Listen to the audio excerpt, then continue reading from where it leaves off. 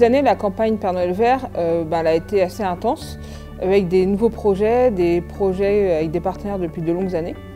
Elle a débuté mi-novembre avec le partenariat de Man Energy, donc qui existe depuis plus de 6 ans. Par la suite, on a Century 21 qui est un partenaire depuis plus d'une dizaine d'années.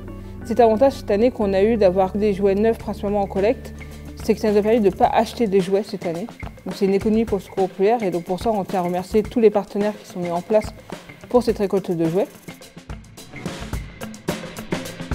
Une première grosse campagne, ça a été les Rockers ont du cœur.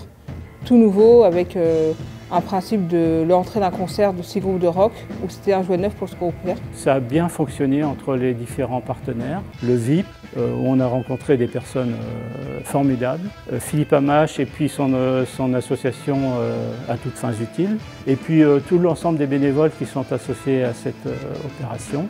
On a eu de très bons résultats, donc on aimerait que ça continue dans les années à venir.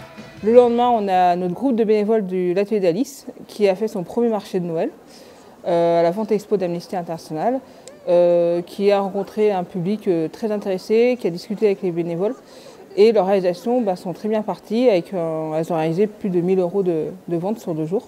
On reverse 20% à Amnesty et la recette est donc pour le Secours populaire.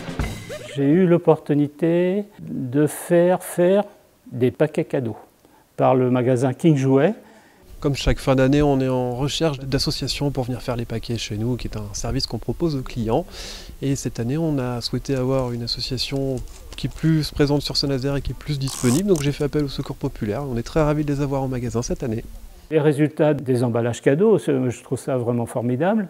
Cette opération, pour l'instant, nous permet d'atteindre un chiffre inespéré de 3 500 €.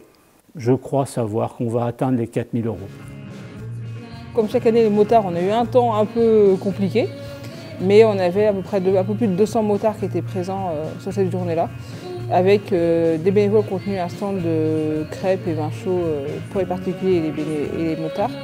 Et cette année, on avait la particularité d'avoir un groupe qui joue en live auprès des motards, qui est le groupe Presqu'île, qui fait de la pop rock californienne.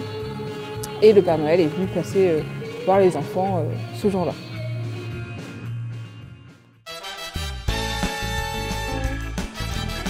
Et donc ces jouets ont été distribués le lundi 16 décembre et mercredi 18 décembre auprès des enfants accompagnés par le Secours populaire. Donc pour les enfants de 0 à 10 ans. Donc ils ont tous eu un jouet neuf et un livre qu'on a aussi pu récupérer dans les collectes.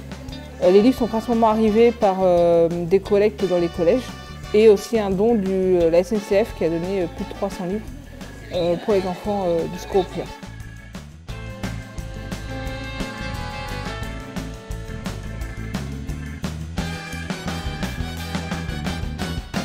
Et en plus, grâce à nos partenaires, on a aussi bénéficié de boîtes de Noël solidaires.